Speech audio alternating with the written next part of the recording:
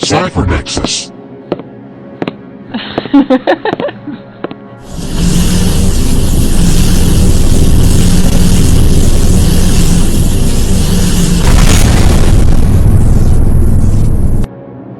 From the moment you were born, your parents started teaching you to think inside the box, and they did this unconsciously, because they themselves were unaware that they think inside a box. In this way, a virtual reality can be created without the need of a computer. A reality that isn't really real, because it excludes the existence of things that are real, but nevertheless a reality that we believe in because we have been plugged into it from the moment of birth, much as newborn babies in the Matrix are plugged into it the moment they are born. The walls of the tanks they sleep in are just like the walls of our Rubicon, cutting them off from the harsh reality that exists outside the far more pleasant, fully believable dream world that they inhabit. But is the world outside the Matrix any less real, just because those sleeping within the Matrix are blissfully unaware of it? To use an analogy from real life, humans can only see 0.0035% of the electromagnetic spectrum. This means we can't see over 99% of it. We spend our whole lives surrounded by an invisible world, but is it any less real, just because we can't see it? Just because we can't see something, doesn't mean it doesn't exist, and just because we can't imagine something, doesn't mean it isn't possible. By training someone to think inside a box from the moment they are born, you can severely limit their imagination, in the same way that nature has severely limited our eyesight. The Matrix represents the box that most people think inside, or what is reality for most people. My reality is a much larger box, because it includes many concepts that people in the Matrix cannot imagine or dare to contemplate. Outside my reality is true reality, which no one can draw a box around, because it encompasses all of space and time.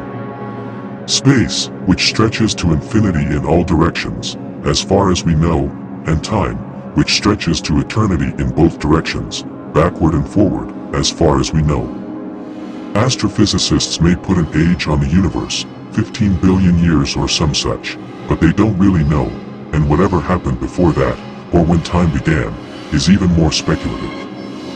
You can't draw a box around infinite and eternity, because they contain things that no human can imagine, not even me, and I can imagine quite a bit. To have a box that encompasses true reality, you'd have to be God, or a being with God-like consciousness, powers. And here those living in the Matrix encounter their first problem, because Matrix slaves and Matrix agents don't believe in God. They only believe in what science can prove, and science can't prove the existence of God. If you only believe in what science can prove, then with all due respect you're a moron. For centuries, humans believed the Earth was flat, just because science couldn't prove otherwise. Then one day, science could prove the Earth wasn't flat, and the people up to that time were proved to be ignorant in their assumptions. Saying there can't be a God because science can't prove it, is like someone a few centuries, 100 years ago saying the Earth can't be round, because science can't prove it. Maybe our science just isn't good enough yet. Maybe one day, science will be able to prove the existence of God, and maybe not. If you believe in science, but not God, but you're open to the possibility of God, that isn't stupid. But saying God can't exist because science can't prove it, is moronic. Science can't prove God doesn't exist either.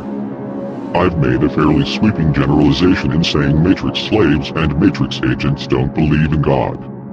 This is generally true, but not always. A large number of Matrix slaves agents are religious fanatics. This is because both science and religion are systems of control. What is the Matrix? The Matrix is control. Morpheus from the Matrix movie. Science and religion, although seen as opposites by many, are in fact just different systems for teaching people to think inside a box. Scientists are unable to think outside the box of science, and religious fanatics are unable to think outside the box of their religion. Again, I am making a generalization. Both science and religion have their own dogma, a strict set of rules that governs what is and is not permissible.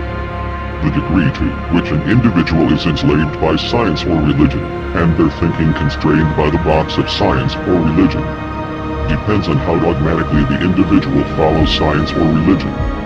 Dogmatically following either science or religion means having a mind that is totally closed to opposing alternative points of view, and people like this are no end of trouble. They may start cults, yes, you can have scientific cults, as well as religious ones. Attack others who don't share their beliefs, and are generally fighting all the time, because they always have to be right all the time, making everyone else automatically wrong. The Matrix is control. Those who follow science or religion dogmatically have their minds controlled by dogma, and they try to control the minds of others by forcing them to accept the dogma.